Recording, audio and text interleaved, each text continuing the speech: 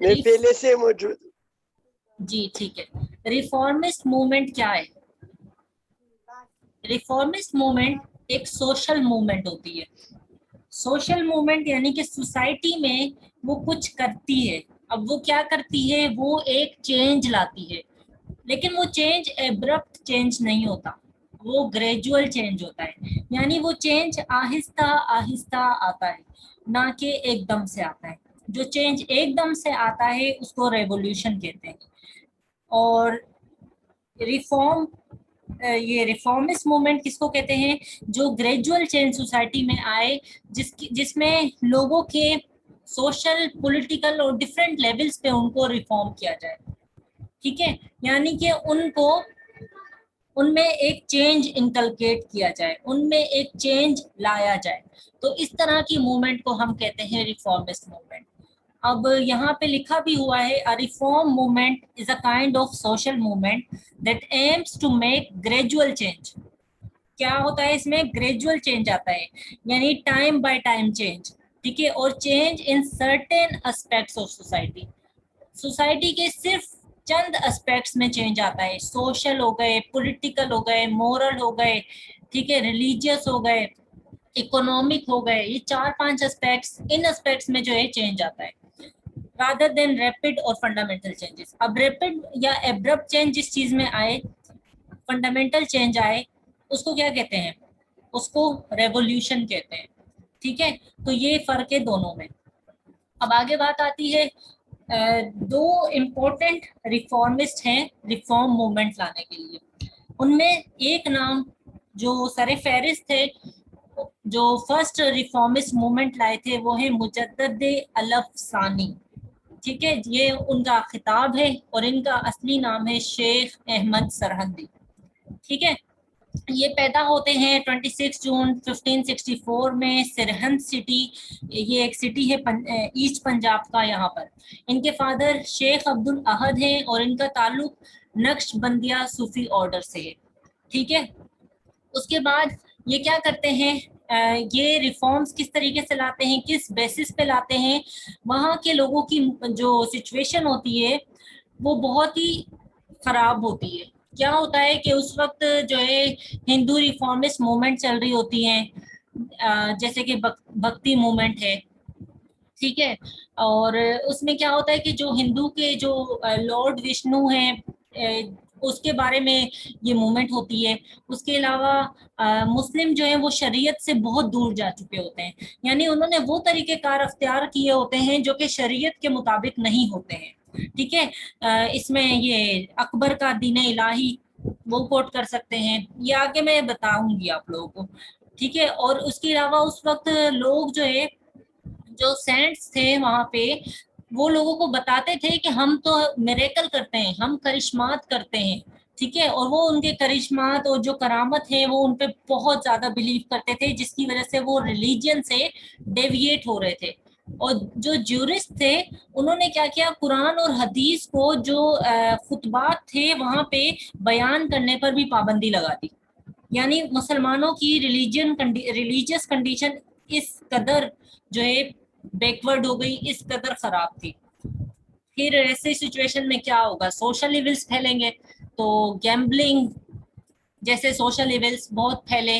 اور اب یہاں پہ جو ہے نا تھریٹ کیا تھے؟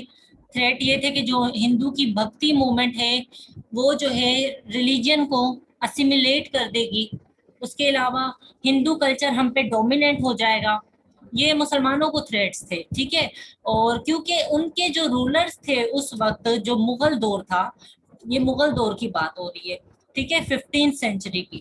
تو مغل جو ان کا رولر تھا وہ بھی انکلائنڈ تھا ہندوازم کی طرف کائنڈ آف، کیونکہ اس نے ایتھیسٹک جو ہے ایکٹیویٹیز اپنائی ہوئی تھی. جیسے ان کی ایک جو ان کی وائف تھی اکبر کی، جودھا. ٹھیک ہے، جودھا بیگم.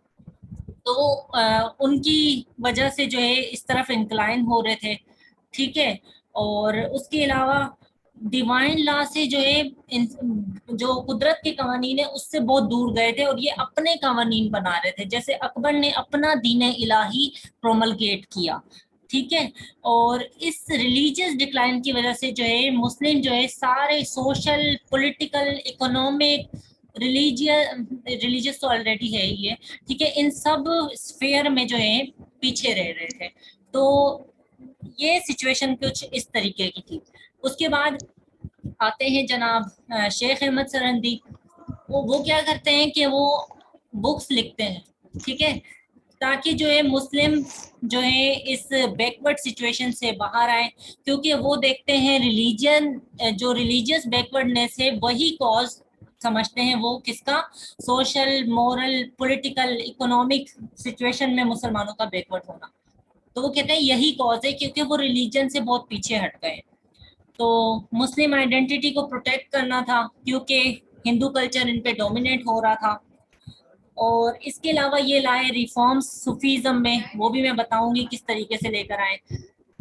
پھر انہوں نے کیا کیا, انہوں نے اسلامک نارمز پہ کام کیا, ٹھیک ہے, اور نظام تھنسیری ایک جو ہے سینٹ تھا, وہ کہتا تھا لوگوں کو کہ اس کے آگے سجدہ کیا کرے, ٹھیک ہے. تو یہ تو ایک شرک ہو گیا سیدھا سیدھا. تو مجدد الافسانی نے کیا کیا, ان کو خط لکھے کہ آپ اس طریقے سے نہ کریں, ٹھیک ہے. اور انہوں نے ڈفرینٹ اسکالرس کو لیٹرز لکھے, میسیجز لکھے کہ وہ اسلام کے لیے لڑیں, اسلام کے مطلب اسلام کے کاز کو, اسلام کی میننگ کو جو ہے اور لوگوں کو صحیح رستہ دکھائیں, ٹھیک ہے. تو انہوں نے لوگوں کو اسلام کی طرف اٹریکٹ کیا by writing letters and messages and sending messages, ٹھیک ہے. اور اس کے علاوہ انہوں نے جو سینٹس تھے انہیں کہا کہ آپ اپنی جو غیر مسلم پریکٹسز ہیں, جو غیر اسلامک پریکٹسز ہیں یا جو بلیفس ہیں وہ ختم کریں اور آپ لوگ اسلامک وے آف لائف اپنے لیے آپٹ کریں, ٹھیک ہے.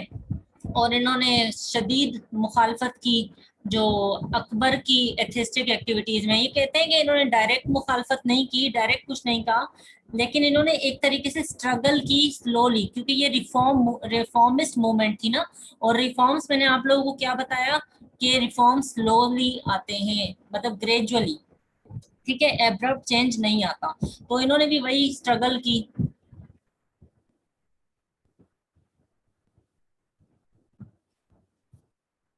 تو اکبر کا دین الہی میں نے آپ لوگوں کو بتایا, تو انہوں نے اس کے بارے میں کہا کہ یہ صحیح نہیں ہے, اور انہوں نے پرنسپل آف توحید پہ بڑا زور دیا, ٹھیک ہے.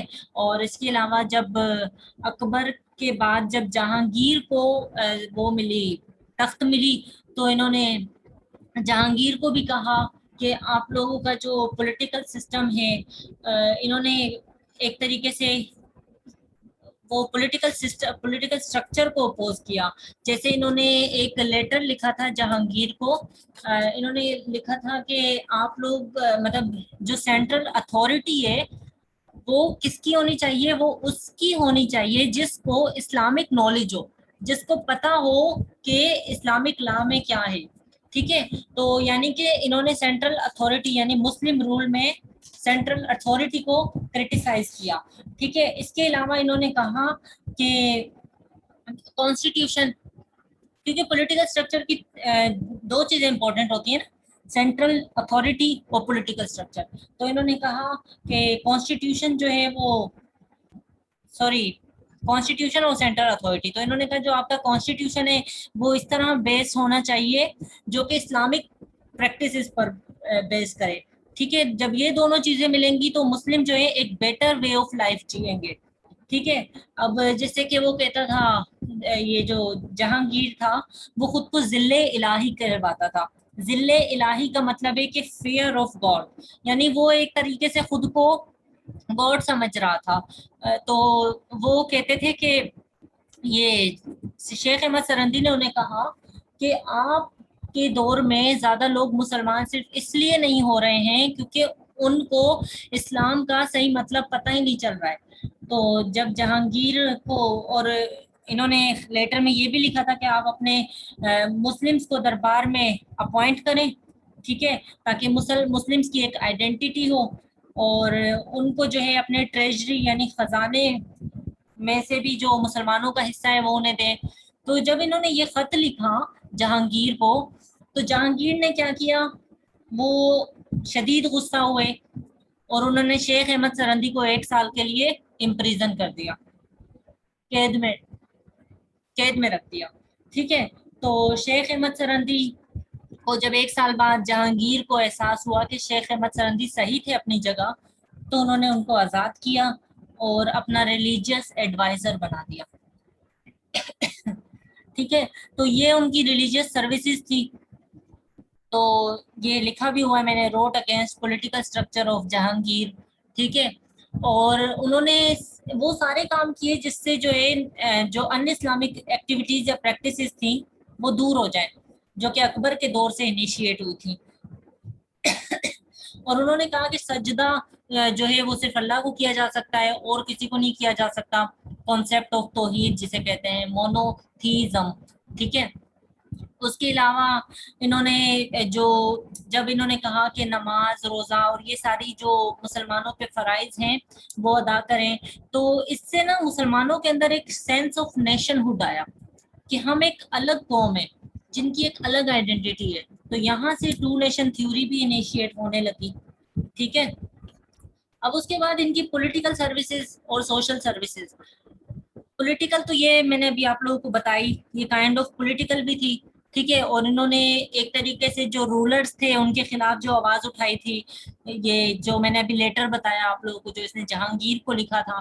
ٹھیک ہے, اور اس کے علاوہ انہوں نے اکبر کے خلاف, جو اکبر کا دین الہی تھا, اس کے خلاف بھی بات کی. ٹھیک ہے, اور سوشل ان کے یہ تھے کہ جب انہوں نے مسلمانوں کو کہا کہ آپ لوگ ان اسلامک پریکٹسز چھوڑ دیں, تو ان اسلامک پریکٹسز یہ ریبا اور گیمبلنگ یہ بھی ان اسلامک پریکٹسز ہیں, تو یہ سوشل ایونٹس بھی انہوں نے ختم کروائے.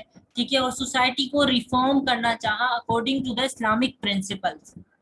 ٹھیک ہے, تو یہ ان کی سوشل اینڈ پولیٹیکل سروسز بھی ہو گئی. اب ایک الگ سا کانسیپٹ آتا ہے, انہوں نے وحدت الوجود کا کانسیپٹ دیا, انہوں نے وحدت الشہود کا کانسیپٹ دیا.